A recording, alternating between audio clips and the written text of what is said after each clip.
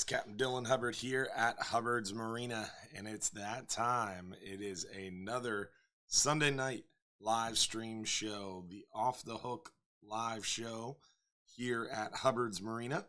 Appreciate y'all tuning in and hanging out with us and joining us on this 4th of July Eve as we get ready to celebrate our Independence Day here in the great country of the United States of America. It is July 3rd, and it is 8:31, so it's time to get rolling on the live show. My voice sounds a little funny. I'm losing it a little bit, it seems like, unfortunately. This happens to me every summer because I do a lot of talking loudly, unfortunately. But so you're going to have to deal with that tonight. It is not the sound quality or sound issue. That's just how I sound tonight. Making me a little self-conscious, so hopefully you guys can deal with it and it doesn't bother you too much because it bothers me. But want to get started out and give a shout out to everybody sending stars. As always, super appreciative, guys. That is a great way to show your support and help us kind of fuel these live shows and make these shows possible. Just had to get a lot of replacement stuff. We've been doing this show for a long time now, since May of 2016. Can you believe that, Josh? 6 years. 6 years we've been doing this live show. Yeah. Started with a cell phone, no microphone, just a cell phone propped on a table in front of a closet in my house. And worked our way up to a laptop, then got a microphone, and then Josh built, I should say, a computer before he worked with us. And then from there, got into the studio and have changed a lot over time. The show has evolved quite a bit. And now we have even a title sponsor. Speaking of, this show is brought to you by our good friends over here at Gator Jim's Tackle, 3301 Pinellas Point Drive South in St. Pete. Big shout out to our friends at Gator Jim's Tackle for making this show possible, along with viewers like you sending those stars. Appreciate everybody out there. That was Bennett Gooden, Larry White, Johan Martinez, Mike Mahoney, shout out to T.A. Mahoney Company, Richard Blasak, Craig Robinson, Ron Garrigan, Lisa Morris, Chet Simonetti, Terry Feather, Nick Nieves hitting us hard with 1,200 stars, Annie Box Cadell, Tammy Robinson, Ashley McGlowski, and Mike D. Appreciate you guys all sending stars as we were getting ready to roll for tonight's show. So appreciate all of those of you who I just read out for making this show possible and helping us to fuel more live shows. Don't forget, comment where you're watching from. Let us know where you're watching from. Don't forget to give the video a thumbs up, a like for us. That is super appreciative. Helps spread the word to more people. Also, don't forget to give our page a like on Facebook, Instagram, YouTube, Trovo, Twitch, Snapchat, TikTok, LinkedIn, Pinterest, the Nextdoor app. We got it all. Check us out on your social media. Twitter is another one I forgot. And make sure you give our pages a like and follow. We appreciate it. Also, if you're on YouTube, make sure to subscribe. We highly appreciate it. And hit the thumbs up video. If you're on Instagram, remember, go to Instagram.com on your phone's browser. Then once you get into Instagram.com on your phone's browser, you can turn your phone sideways and see the full screen. If you're watching on the Instagram app, it's only going to show you the very middle of the screen. So keep that in mind, y'all. Also, if you want to win some free fishing trips tonight, you do have to comment at least one time on the Hubbard's Marina Facebook stream. So you got to comment one time on the Facebook stream. So go to facebook.com, look up Hubbard's Marina, find our live video on the Hubbard's Marina page, and then comment anything you want at least one time. And that enters you for a chance to win free trips.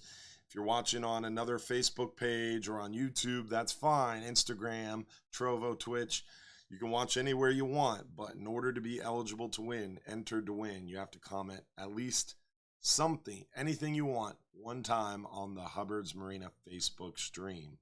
And don't forget to like the video while you're there. We appreciate it.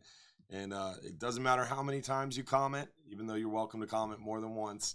All you need to do is comment at least one time, and you're entered to win. Then you can go back and watch on YouTube. You can watch on Trovo, Twitch, wherever you want. Some people prefer to watch on YouTube, and some people have asked, like, why can't you give away free trips on YouTube too? Unfortunately, the way the random name generator works, it really only works with one API at a time. So we have to just kind of choose Facebook, and it can only be one Facebook page. So some people are wondering, oh, I don't have Facebook. How can I get entered to win? It just takes a few minutes. Throw an email in there. You can make up a random name to get a Facebook page built. Literally just 2 or 3 minutes it takes to get a Facebook page. You don't have to put any personal information even. Just get signed in, and then you can enter to win. Also, again, Gator Gyms is awesome, Dave Manning. Thank you. They have a huge selection, one of the biggest inventories I've ever seen. They have it all, and they have killer deals over there. Again, 3301 Pinellas Point Drive South in St. Pete. Gator Gyms Tackle. Make sure you get over there and tell them Hubbard's Marina sent you. We'd appreciate it. With that, we're going to get into some photos and show you guys what we've been catching inshore. Then we're going to work our way near shore and offshore. Then we're going to show you guys what's going on with the weather. And then we're going to get into your questions. Remember, if you have a question that you want answered live during the show, you have to text us at this phone number right here, your question. If you type your question into the chat, probably won't see it. The questions go away really quickly. We can only see a handful of them. All the comments from Facebook, Instagram, YouTube, Trovo, Twitch. Push all the comments that we get away really quickly. So make sure if you have a question that you want to answer during the show, you got to text it to that phone number. All right, with that, let's get into some of these photos and show you guys what we've been catching inshore. So this is our good buddy Luke Simons from Salt Strong with a nice trout. And his report was that he was testing his power prawn shrimp. That is a lure that Salt Strong made up and have developed with, I forget the name of the company, but it's power prawn. It's by Salt Strong for Salt Strong members. It's a pretty cool lure. I haven't personally used it, but he was out there testing it against my favorite artificial shrimp lure, the DOA shrimp. That's what my grandfather was using when he was around. And so the power prawn is an imitation shrimp like the DOA shrimp. So Luke was out there testing it and caught this nice flounder on the power prawn. But he was actually using it by flipping it up underneath the mangroves. It was pretty cool. His explanation, basically, these high tides have those fish up underneath the mangroves. Also, the time of year, super hot water has low dissolved oxygen content. So they're trying to hide out in the shade. Much like you and I, you go out in the afternoon, it's super hot outside. We gravitate towards the shade, so do these fish. Flounder, trout, redfish, snook, all get up underneath those mangroves, those dock lines, those bridges in the summertime looking for some reprieve from the heat. So pretty cool little explanation there. And Salt Strong had a big article about dissolved oxygen and how it affects inshore fishing. So he's out there proving his point, catching some nice flounder up underneath the edges of the mangroves. If I said trout, I'm sorry. Misspoke. Obviously, it's a flounder, guys. But thanks for keeping me honest in the comments. Appreciate it on all your support. Nice redfish here at night. Night fishing is also a good way to escape the heat. And the fish are more active at night too because they're trying to escape the heat as well. Dock lights, bridge lights, congregate the bait. Those nighttime fisheries, it cools off a little bit. That water is going to hold more dissolved oxygen. Fish are going to get moving around a lot more when it chills out a little bit. David Martin, appreciate those 200 stars. Rick Rogers, appreciate those 1,000 stars, buddy. Appreciate it a lot. Buddy Steve Clott with the nice red fish there. Another one all from the mangrove shorelines a little north of us.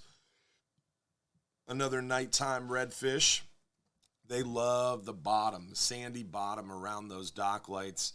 Look at this guy, our good buddy George. He is tired, up all night chasing redfish.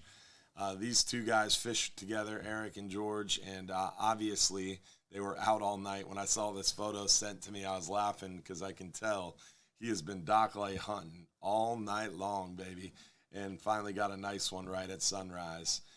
Definitely a lot of good bull reds moving around those dock lights and bridge lights, especially those sandy bottom areas. This one was right from a local boat ramp. Always love to see the kids out there fishing. His first snook, and he is hooked on fishing. Pretty awesome. This one's out on the beaches. A lot of snook moving around the beaches. I actually went to his fishing spot yesterday with my kid. And we were out there just cruising around, and obviously the spot was totally blown out with 1 million boats. But out there around Fort DeSoto, Egmont Key, Shell Key, St. Pete Beach, good area to find those beach snook for sure.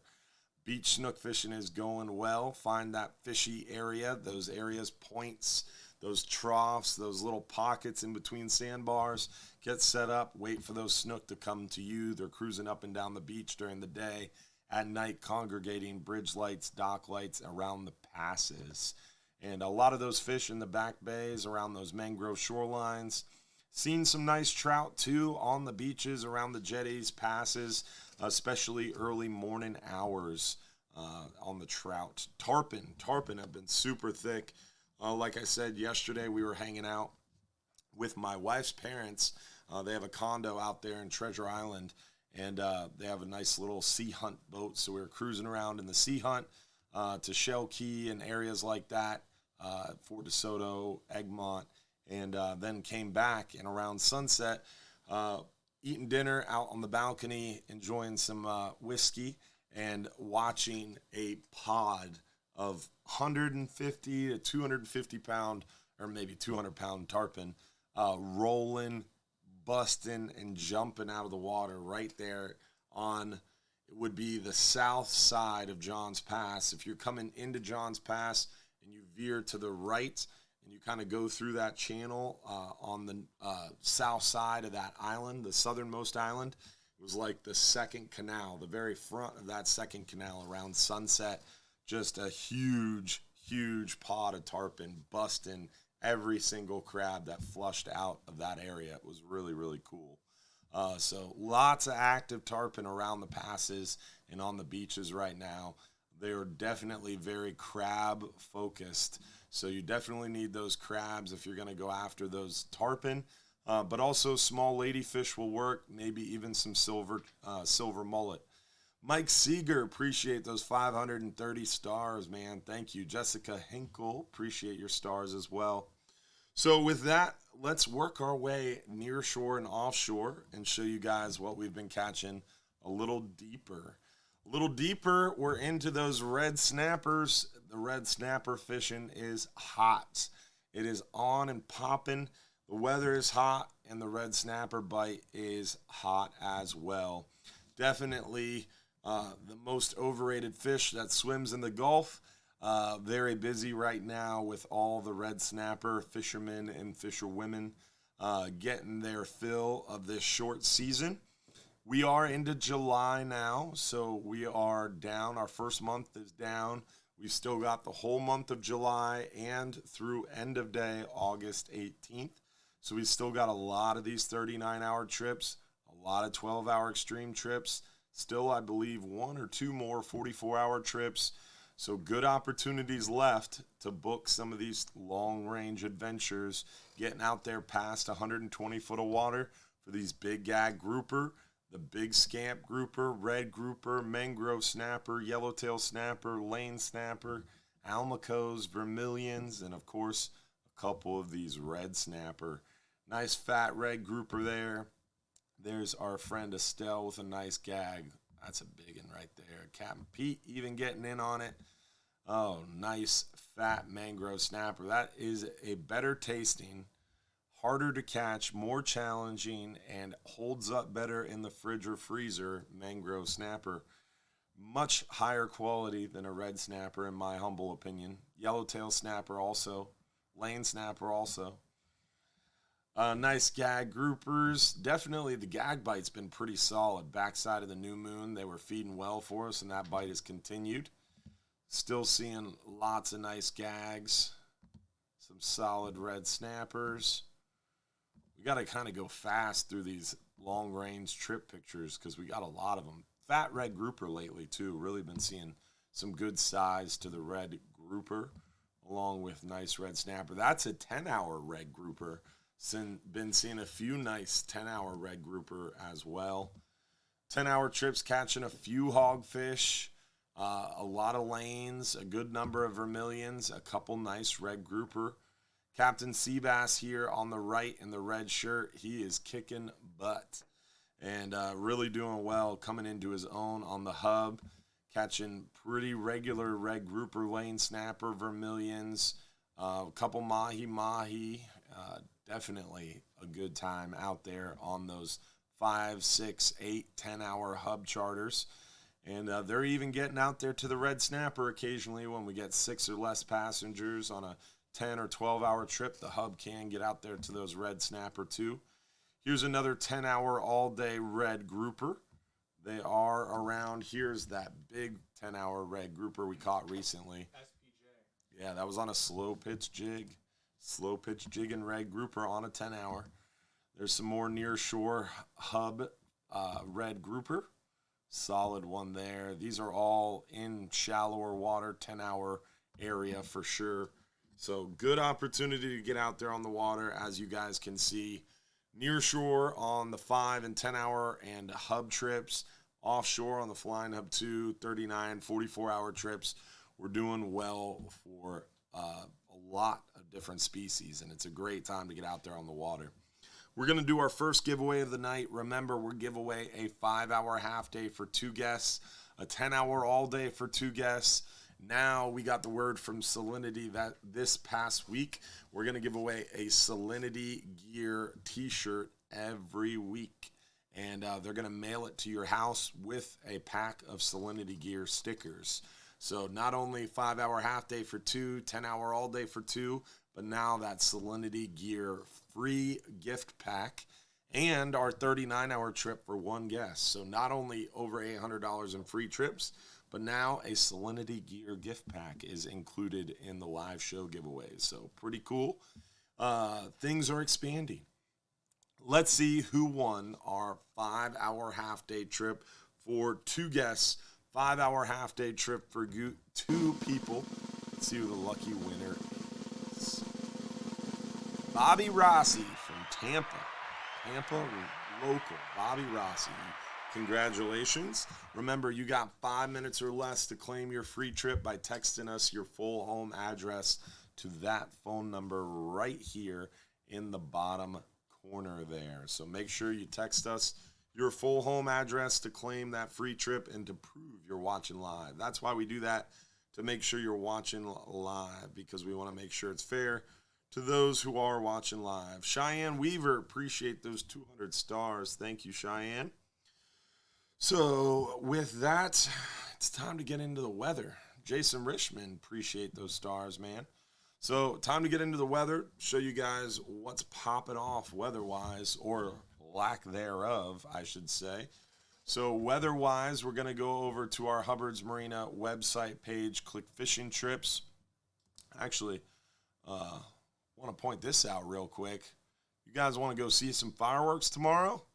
You want to see some stuff blow up, celebrate America's Independence Day, America's birthday? Come out and join us for our 4th of July fireworks cruise. There's only about 35 spots left. They are filling up fast. We put 50 people on 2 different boats, so it's super limited loads, and it's a cash bar, really fun, hour and a half, 2-hour trip. Sometimes it's 2.5 hours, sometimes it's an hour and a half, just depends on the timing of the fireworks displays. But all you have to do is go to our home page, and this nice little pop-up window pops up here, and you can click book now and book your spots for tomorrow. Holy moly. No, you can't book spots. It is sold out. That's what that grayed out means. So, unfortunately not. False start on the play. Sorry, guys. It's a nice promo, though, Josh. Appreciate it. It worked. So you missed out. We're doing a fireworks cruise tomorrow night. Back to what we were talking about. Go to our website, click fishing trips, scroll down to weather links. On the weather links page, you can find the forecasts. The NOAA forecasts are kind of generalized forecasts for really large areas. So the NOAA forecasts are great to give you a good idea around number. The one thing I like about the NOAA forecast, the reason I'm getting into this is some people have asked me, what makes you like one over the other? So I want to explain it real quick. The NOAA forecast, what I do like about the NOAA forecast is it gives you a synopsis. The synopsis is pretty cool. So it's high pressure in the region over the waters continue through next week. So that tells me there's a high pressure that's going to persist for a very long time. Generally means it's pretty moderate if it's able to hang out that long, which also means low rain chances, bluebird skies. Generally southeast winds turning onshore near the coast each day with the sea breeze. Another great trend. So, all right, I can expect majority southeast winds, and then in the afternoon, the sea breeze picks up. That's when we get those afternoon thunderstorms. Scattered and numerous showers and storms will also be possible, and winds and seas will be locally high near storms. So that's all about the summertime weather. So high pressure with possible afternoon thunderstorms. So the synopsis is pretty cool in the NOAA forecast, and that's why a lot of times I will look at this NOAA forecast on the left-hand side to read the synopsis. Oops, clicked one I didn't want to. The offshore one is pretty cool. The offshore one is actually written by a different group, and they get a little bit more technical. So instead of a high pressure, this one they call it a surface ridge will extend across the northern Gulf through Tuesday night before drifting north. Gentle to moderate winds and slight seas will prevail through this time. See, I like this author a little bit better. And this synopsis is for the entire Gulf of Mexico. So it's a little bit more of a broad range, kind of 100,000 foot view of the summary. So another good reason to check the NOAA forecast. The 0 to 20 and the 20 to 60 mile forecasts are all written by one group, and then that offshore deep water forecast is written by another group. So I will check each one of those. And then Wind Finder is the one that we always show you during the show. The Wind Finder forecast, nothing. Ain't nothing. Nothing to talk about. It's all dark blue. That means absolutely almost no wind. Almost painfully no wind. All less than 10 miles an hour pretty much through the forecast period. We're going to have a lot of moisture in the Gulf. Not so much on land. We're going to see pretty much low rain chances during the meat of the day, but afternoon showers are possible. However, offshore, we've got a lot of tropical moisture in the Gulf. This year, we haven't had those big storms push through the Gulf. And what happens during one of those big storms, like, say, a hurricane moves through the Gulf, that system moves through the Gulf and sucks up all the moisture and really kind of takes the energy out of the Gulf. We haven't had a big storm move through the Gulf. So what happens is a land that encompasses the Gulf and the surface temperature of the Gulf itself just continually heats up. Evaporation speeds up, and the atmosphere just fills with water.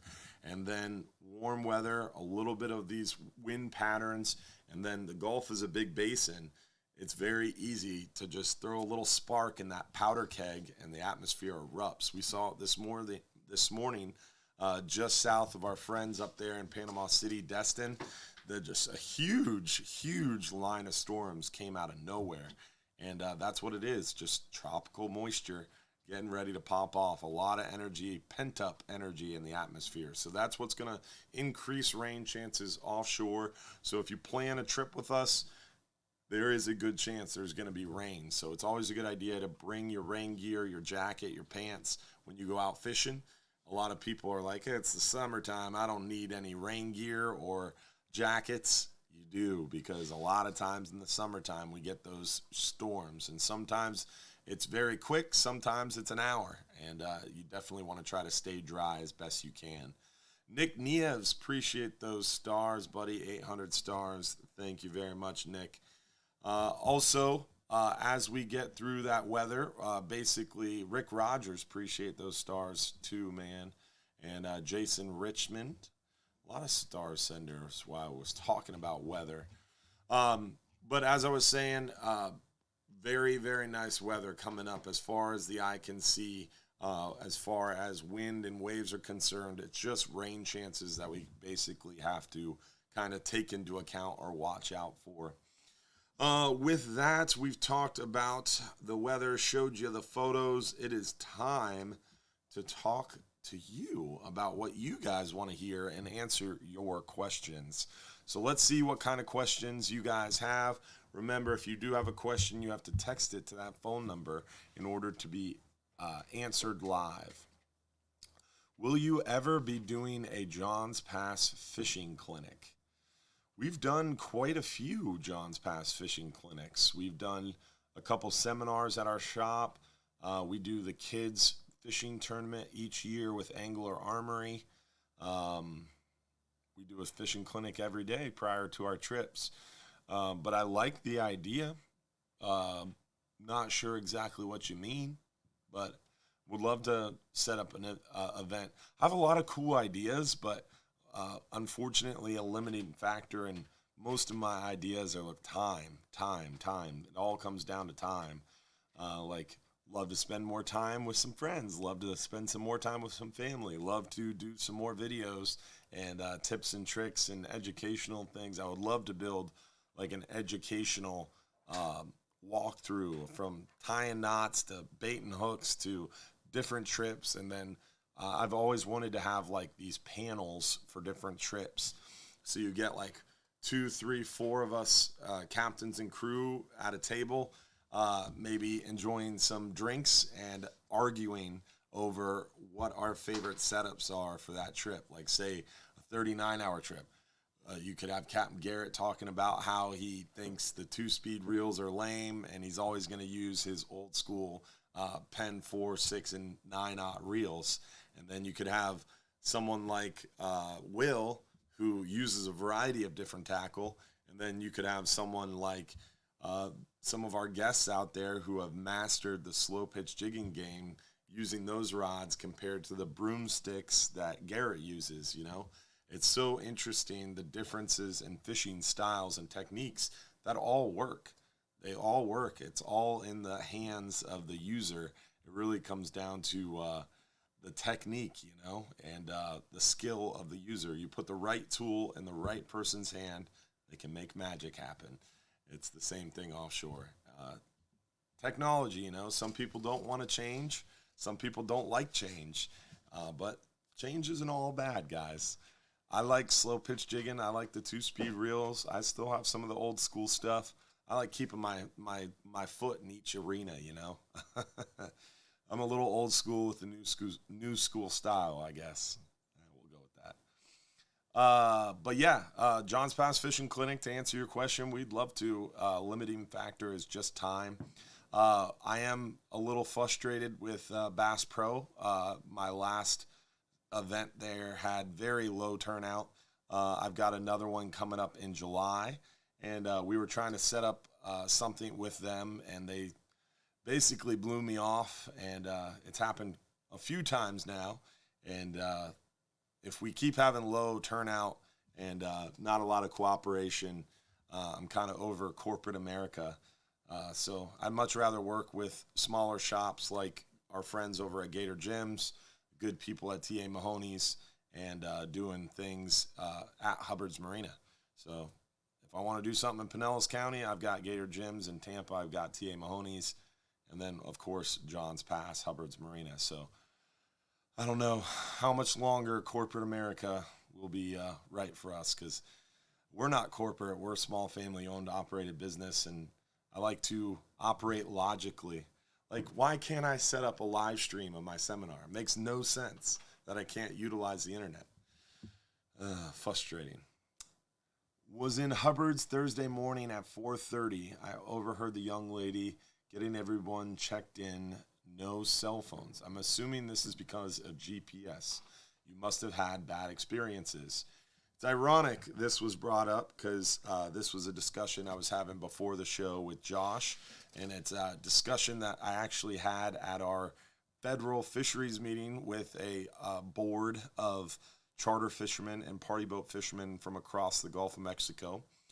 Basically, what happens is when you bring one of these smartphones offshore, you can't call, tweet, text, go on Facebook offshore, but what you can do with this sucker is you can take a photo, and that photo then records the GPS coordinates of the photo. And some dishonest people have used that to try to steal the way we make a living on the water. And some people really honestly don't get it. Like, I had a guy literally come up to me after a trip and shows me his phone that he had used to track the trip, and then proceeded to talk about how we didn't fish in the area that he thought we should be fishing, and that he wanted a refund on his trip.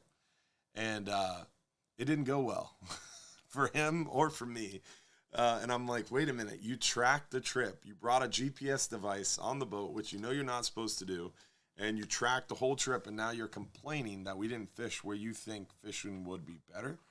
And then proceeded to show us at each one of the spots how deep we were fishing. He had logged the whole trip, every lat long, every depth, everything. And we also had a bad experience with someone I considered to be a really close friend, someone who was invited to family dinners at my house, who was a guest fishing friend of our family for 10 plus years, forgot his bag one day, and opened it up to try to figure out whose bag it was so he could call the owner and they could retrieve it. It was a GPS device sitting in the top of it. Had every single one of our spots recorded, and we could verify it had been going on for like 6 years. And then come to find out a lot of that had been sold on the internet. So he was going on our trips, stealing the numbers, and then selling them on the internet to compensate for his trips, I guess. The stories can go on and on. I have countless stories of countless incidents that are basically equivalent to me coming into your house, invited or not, just showing up and taking your big screen TV down off the wall and walking out. And if you say anything, it's like, what? It's just my phone. I was just taking photos. What do you mean? It's like, dude, that's stealing. That's stealing. That's how we feed our kids. That's how we feed our families. And it's all in the name of catching you guys more fish. So we don't allow cell phones on any trip 10 hours or longer because of GPS. We also don't allow smartwatches or any sort of GPS device. Now, the reason I was talking about it before the show, and I've actually had this conversation with a couple of our captains, is I really hate so often in society we have these really lame rules and regulations because we're pandering to the lowest common denominator. And basically this whole rule about no cell phones is for the 1 in 100 person or 1 in 1,000 person who's choosing to be a bad person, or choosing to be, I could use a countless number of words here, but trying to make it family friendly. But basically you're making rules for one bad apple, and one bad apple can ruin the whole bunch. And it's unfortunate, but thinking about it more, if that person's really that bad of a person who wants to steal that badly, they're going to do it whether we don't allow phones on the boat, we police it really heavily or not, especially in this day and age of technology. So what we've been talking about considerably is trying to allow smartphones and smartwatches again. But that's not happening yet. It's just in conversations. And it's funny because some other party boats and charter boats are like, no cell phones. I know some charter boats that still take clients' phones. Some small charter boats that take clients' phones and like put them in a Faraday bag, and they're not allowed to touch them unless they catch a big fish, and then they can pull out their phone. It's funny. Every boat has different rules. Some no rules. Others some rules. Some no phones at all. So it's always comical to me, and that's what the conversation was at that recent federal fisheries meeting. Is basically we're all comparing notes on what we do with phones. Crystal, appreciate those 200 stars, double crystals. Let's see here. Next question. What do we got, Josh? How do you work a flare hawk jig, and what is a good pound test leader to use? Good question. I'm not a huge nighttime snook fisherman. That is a nighttime snook fishing bait. My extent of nighttime snook fishing is the 25 to 30 minutes I get right before the 39-hour trip gets in, when the slip is empty and snook are frothing. That's my extent of snook fishing. And I'm always typically just using like a mirror lure or a live bait. But to answer your question, I would pretty much use the leader size dependent on where you're fishing. Most of the time, you're going to be throwing a flare hawk jig around a bridge or a dock at night, in the pass, in summertime. Flare hawks are primarily a summertime, nighttime bait. They're not a daytime bait, and it's typically right on those shadow lines of bridges or docks, right where the light starts to end. And there's a couple ways that you can work it. Cast it out in a slow, steady retrieve. You can cast it out in quick retrieve. It depends on how high you want to keep that jig. Do you want it right on the bottom? Do you want it closer to the surface? The other thing is to cast it out, let it hit the bottom, and you're popping it along the bottom back to you, or a couple retrieves, let it fall and pop it. There's a variety of different retrieval methods, just like anything. And you kind of got to find what works for you, what works in that spot, what works that time of night, color, and retrieval method. But there's a couple different ways to do it, and everybody has their own favorite method or style, from my poking and prodding around. Now, I am by no means an expert. I'll be the first one to admit I have never thrown a flare hawk, but I've talked to a lot of people who do, and I've picked some people's brains who use them religiously, and that's what I've gleaned from it. But definitely there's people out there that fish them all the time. There's a couple local flare hawk companies, Glad Snooker Jigs, First Light Jigs, all locally kind of inspired and sought out. There's guys that fish John's Pass almost every night, actually virtually every night, that do it religiously. So you could go out there at night and get a snook clinic. Just go out there and chat up some people, be nice, and I'm sure you can make friends quickly and they will definitely be the ones to talk to for sure. Yeah, beer is always a good way to make friends. 100%. Beer or whiskey. All right, so let's see what other questions we have. I went out on the 10-hour trip today and wonder why the captain did so much drift fishing. Our lines kept getting tangled up. What can we do in the future to prevent tangles? I wish I was fishing with 14 ounces of lead trying to hold the bottom. That's why you got tangled. Right there. Fishing heavy lead is a great way to get tangled with people around you. And drift fishing is, in the summertime, a great way to target a variety of red grouper.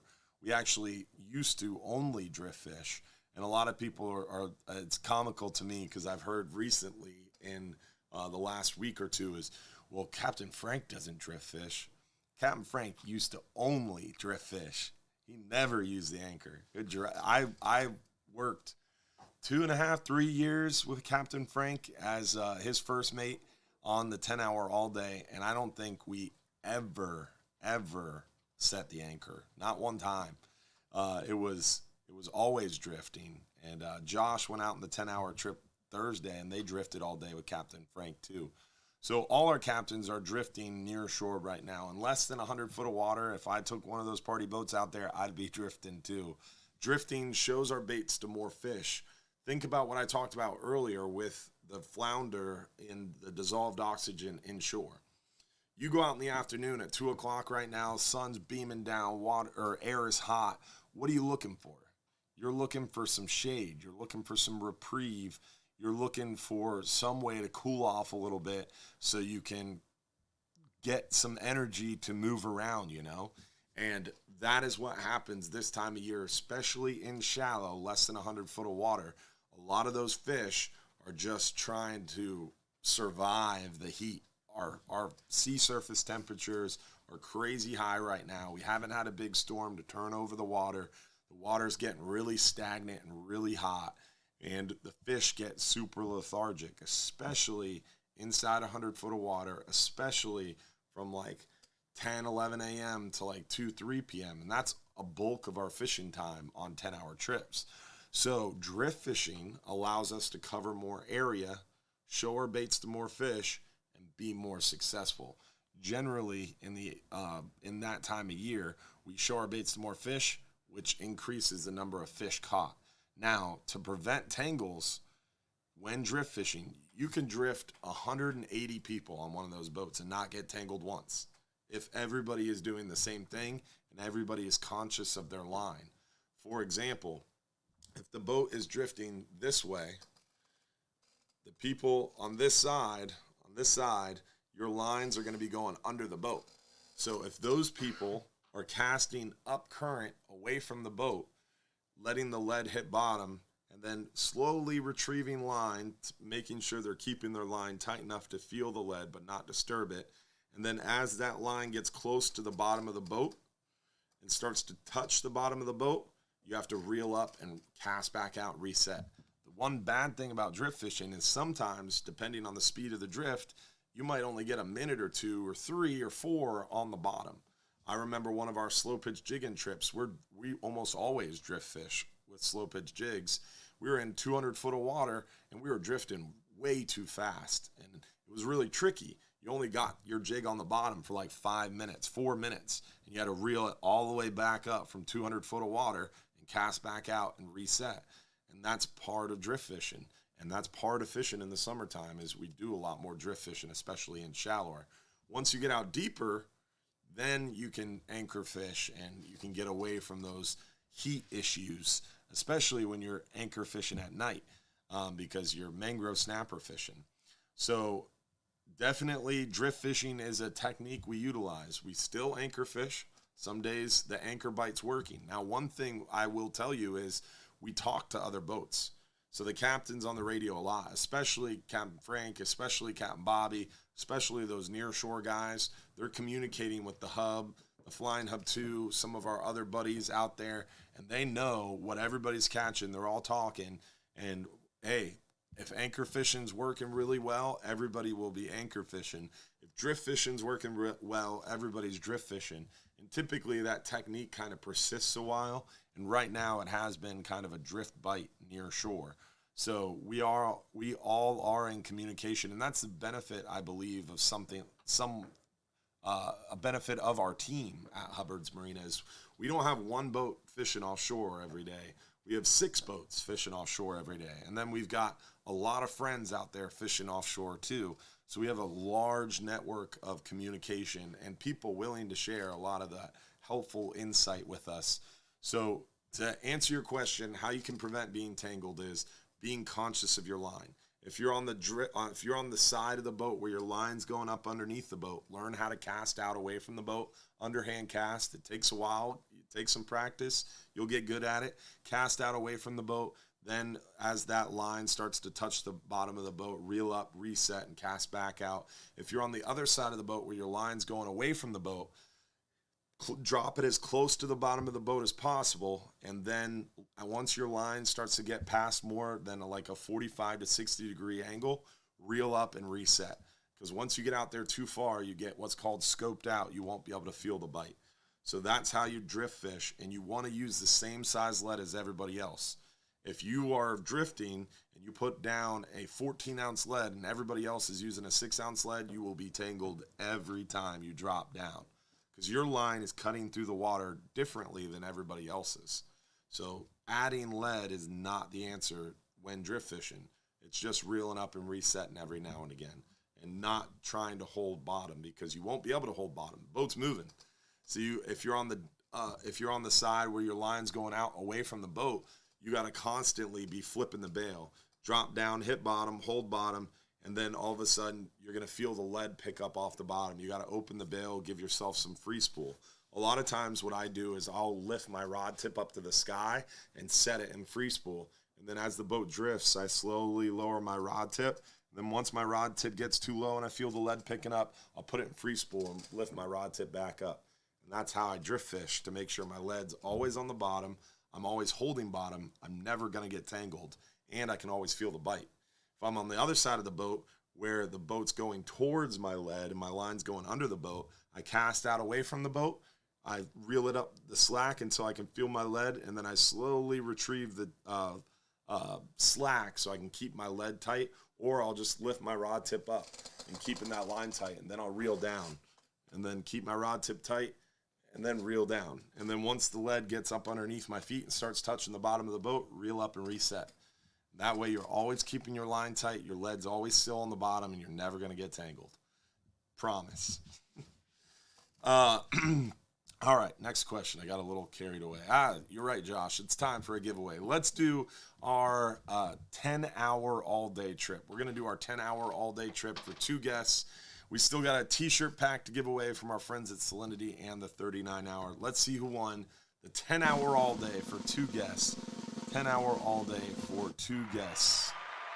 Winner, Jeff Reicher. Congratulations, Jeff Reicher, on that 10-hour all-day trip for 2.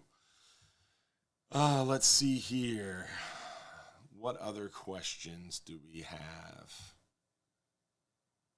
Remember, Jeff, you got 5 minutes or less to claim that free trip by texting right here. What should I expect to pay for an economical slow pitch setup that is sufficient? That is a very subjective question. What is your definition of economical? And what is your definition of sufficient? Everybody has a different definition. I would say an entry-level slow pitch jig setup, the best value you're going to find if you go online and you find some of those more kind of questionable websites. This is very popular overseas, so you can find some of those like Philippines-based, Highland-based, Japanese-based, a lot of those kind of Indonesian areas with these websites that you're not sure about, and they sell some really cheap slow pitch gear stuff. You can get some rods for $150, $200 that are comparable to some of the good stuff that you spend $400 or $500 on here. What you want to be careful of is everybody sells a jigging rod right now. Everybody. There's a huge difference between speed jigging and slow pitch jigging. Slow pitch jigging is a lot more technical, and it's a lot softer of a rod. Everybody comes, oh, I got this new jigging rod, but it's super fast action. The rod tip hardly bends, and it's rated to 150-pound test. If you have a rod that's rated 50 to 100 or 20 to 50 or 200 to 500, it's not a slow pitch jigging rod. Slow pitch jigging rods are rated by gram. There's no line rating. It's rated by gram because it's rated by how much action it can load onto your jig, how much recoil and force it can apply to that jig. So slow pitch jigging rods are weighted by gram, not by pounds. So if you see a rod that's rated 50 to 100 pounds, it's not a slow pitch rod. 50 to 100 grams, that'd be a really light rod. A Power 0, Power 1, Power 2, Power 3, Power 4, they're normally rated by powers. Like a Power 0 is like 50 to 200. Power 1 is like 150 to 300. It kind of changes different variations for that. You can use a higher rated rod for a lower end or a lower weight jig, and you can use a higher weight jig on a lower weighted rod. But remember, the rod is rated to give that jig action and give it recoil and give it enough load and recoil to make the jig do what it's supposed to do. So if you have a 50-gram jig on a rod that's rated 150 to 300 grams, it's not going to give that 50-gram jig the action you want. Whereas if you have a 50 to 100 or a 50 to 200 gram rod with a 300 gram jig, it's going to be too light. It's not going to give that 300 gram jig enough action. So you want to make sure you're using the rod for the right jig. And in our area, in our fishery, generally we're using anywhere from 25 to 50 to 100 gram jigs on our 10-hour trip. On our 39-hour trip, 80 to 250 grams. And then that's about it. I mean, sometimes we'll use 250, 300, maybe even 350 around the new and full moon when those currents are ripping. But me personally, I don't buy anything heavier than 300 grams because I don't plan to go deeper than 200, 220, 250 foot of water very often, if at all, right now. So that's why I'm buying 300 grams or less. And I'm buying a lot of the 80, 100, 120, 150, 200 gram jigs because that's what I'm using the most. 150, 180, or 120 to 180 is kind of the sweet spot in our fishery, at least. So to answer your question, minimum for a slow pitch jigging rod, you can get in there 500 for a rod and a reel if you find some of the cheaper stuff. We do have options in our shop, and the cheapest option we sell in our shop would be one of the Temple Reef rods. We have the Innovate Levitate series. We have the Levitate Noblas. We have the Project X. We have the Grand Cru series. So we have some cheaper Temple Reef options that are $200, $250 rods. We have some reels that are $200, $250. So you can leave our shop with a slow pitch rod and reel for $450, $500. And remember, you get 10% off if you are going on a trip. Plus, we have all the jigs, all the split rings, all the pliers, all the swivels. So if you want to get into slow pitch jigging, please come by our shop and chat with us, and we'd be happy to kind of walk through what we have available. We have a lot of it listed on our website too. Nick Nieves, appreciate those stars, buddy. Thank you so much, as always. Billy Murray, appreciate those stars. Thank you so much, guys. Patrick Kelly, thank you as well. What days are least crowded on your 39-hour trip? Outside of red snapper season. Don't go during red snapper season is my biggest tip. 39-hour trips are all crowded during red snapper season because everybody thinks that's the only fish that swims in the Gulf. January, February, March, April, May, we carry anywhere from 25 to 35, maybe 40 people. September, it's around 35 or so. October, 35 to 40. November, December can get busier because of a gag grouper. If we're catching a lot of gags, they can get almost as busy as red snapper trips. So it kind of depends. Plus, weather makes it tricky because in November, if you get a cold front that cancels a 39-hour, then the next 39 hours is going to be busy because everybody moved over to that next trip. So weather can kind of concentrate effort in January, February, November, December with those cold fronts. But generally, September, October through April, May, we're carrying 25, 35, 40 people. During June and July and early August when red snappers open, it's 50 people. Just expect the boat to be sold out. So that's where we're at. Any news on the gag grouper closure? There is no gag grouper closure in 2022. 2022, our gag grouper season should be June 1st through the end of the year. Red grouper probably will have a early closure. That could happen sometime in late July, sometime in August. I would guess that it's going to occur sometime in mid-August, but you don't know. You don't know. A red grouper will close early this year, though. We've heard that. It could be late July, mid-August. It could be September, but it will close early, most likely, we heard at our last Gulf Council meeting. Next year, gag grouper will be September 1st through November 10th. So only about 70 days of gag grouper in 2023. So September 1st to November 10th for 2023. This year, 2022, we will not see gags closed. It'll be June 1st to the end of December. What is a good lure for Spanish mackerel? If you're trolling for them, a planer and spoon. If you're casting for them, a gotcha plug. A 7/8 ounce or 1 ounce gotcha plug is a great Spanish mackerel lure.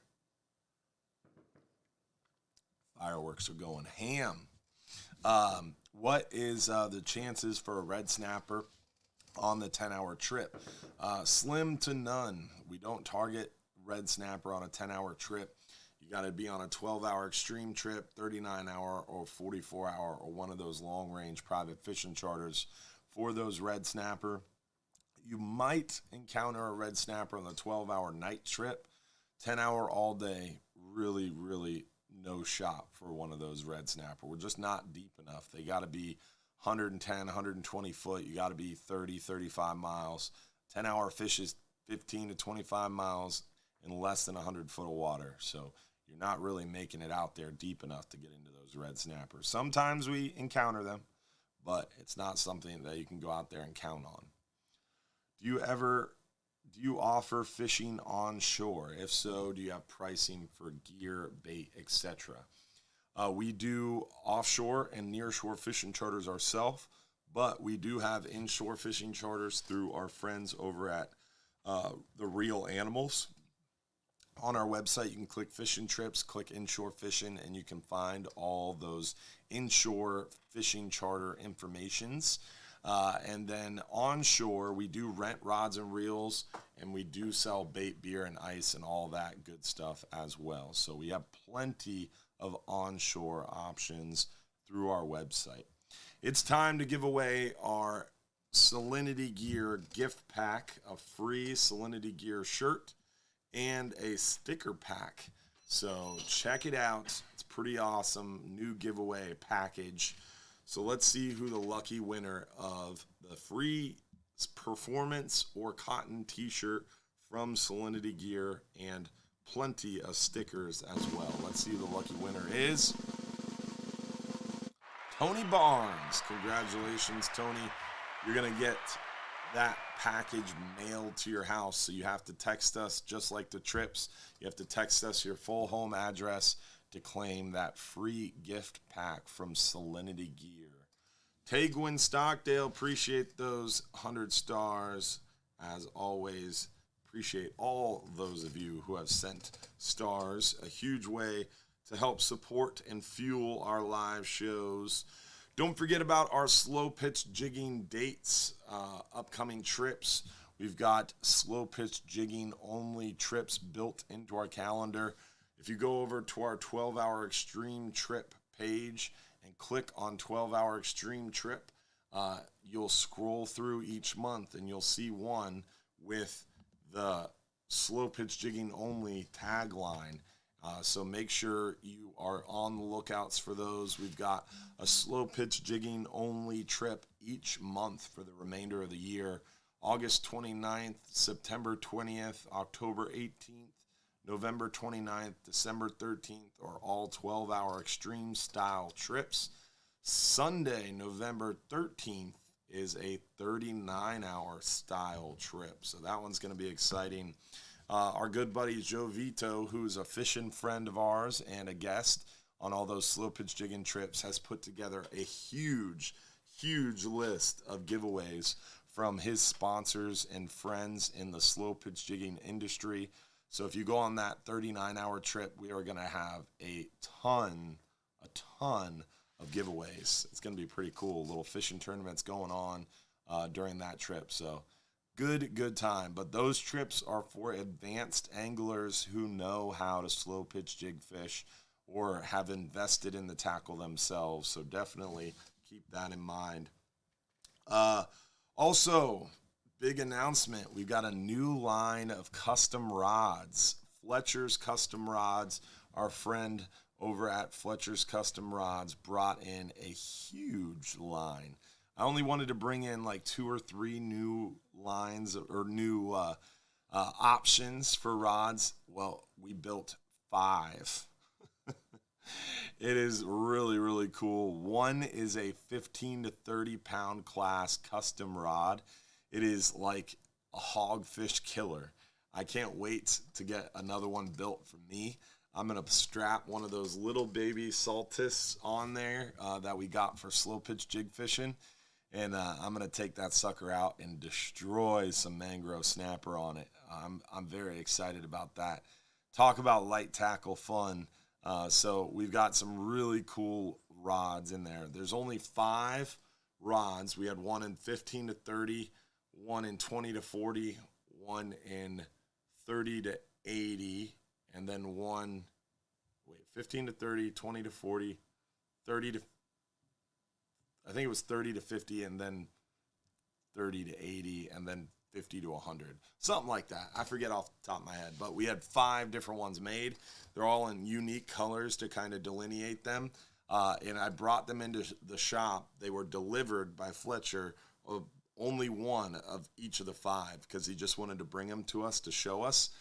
So we only got 5 rods delivered, and they were literally brought into the office. We were talking about them. Someone came in and bought one of the rods. So we only have 4 of them now. But he's making us 5 more of each of the 5 that we ordered. So we're looking forward to filling up a rod rack with those new custom rods. They're definitely bad to the bone, bait fishing rods. So super excited about that, and you guys will be too. They are a little bit more pricey. We have our Hubbard's Marina rods that we had made back in the day that are like $120, $140. We've got our Bull Bay rods, which are custom rods, but they're a little bit more production models, and they're more affordable, $250, $270. These Fletcher's custom rods are handmade here locally, and they are premium quality material, so they are a little bit more of a premium price. They range from $300 to $350, so they are a little bit more expensive, but they are really nice. Very excited about them for sure. Jamie Kaywood, appreciate those 200 stars. Tim McCardle, thank you so much, guys, for those stars at the end of the show there. Also, want to give a shout out to our next Bass Pro Shop seminar, potentially our last, July 24th, 2 p.m. Make sure you check that one out. Also, want to make sure you guys remember, join us here every Sunday night, 8:30 p.m. If you're a supporter, join us for our supporters after show. Definitely going to be a good time. And we'll have our live webcam up after the show, guys. So make sure you check out the new John's Pass camera on our website. Go to hubbardsmarina.com, click info, click webcams, look at that John's Pass camera on our website. There's the occasional commercial on our website, but you can zoom in, or you can go over to YouTube, search Hubbard's Marina, find the live video on our YouTube channel. You don't get to zoom in, but you don't have commercials if you watch the new webcam on our YouTube. And guys, think about this. You don't want to fight traffic tomorrow. You don't want to deal with crowds. You can watch the fireworks displays from your couch tomorrow on our live stream on YouTube or on our website. That garage camera is 6 stories up. It's going to have a crazy view of the fireworks displays. So check out our webcam tomorrow night for the fireworks, or come see us inside John's Pass. There might be cancellations to our fireworks cruise. You might be able to slip on there. Who knows? Big shout out to our friends over at Gator Gyms for making this show possible. Make sure you check out Gator Gyms Tackle, 3301 Pinellas Point Drive South in St. Pete. Awesome people over there, super knowledgeable, killer deals. Most of the deals you're not even allowed to talk about because retailers will get upset because Jim buys deals. He buys all the bulk product that no one else can take because he buys it by the container. His shop is slap full of crazy, crazy stuff you won't find anywhere else. He's got the best deal on it. Definitely go check out Gator Gyms Tackle. Tell them Hubbard's Marina sent you. Also, don't forget to check out Hubbard's Marina on TikTok, Pinterest, LinkedIn, Instagram, YouTube, Snapchat, Facebook, Nextdoor app, Fishbrain app, Waypoint TV, Trovo, and Twitch. Make sure you like our pages too. And with that, it's time for our 39-hour trip giveaway. Also, if you're a supporter, join us for the Supporters After Show at 9:55 p.m. over in the private supporters group. If you're not a supporter, you can become one tonight. It's only $4.99 a month. It's a great way to get more one-on-one communication, some behind-the-scenes info, and we just held a poll, voice went out on me, a poll in the supporters group, and they voted to remove Miller Lite and to replace it with Mick Ultra on the boats. So we're actually making a move to fulfill the supporters poll wishes and potentially bring in Mick Ultra to the boats instead of Miller Lite for a period of time to see if it's possible and how well it's recepted. So check out the supporters group. If you're a supporter, we'll see you for the Supporters After Show, 9:55 p.m.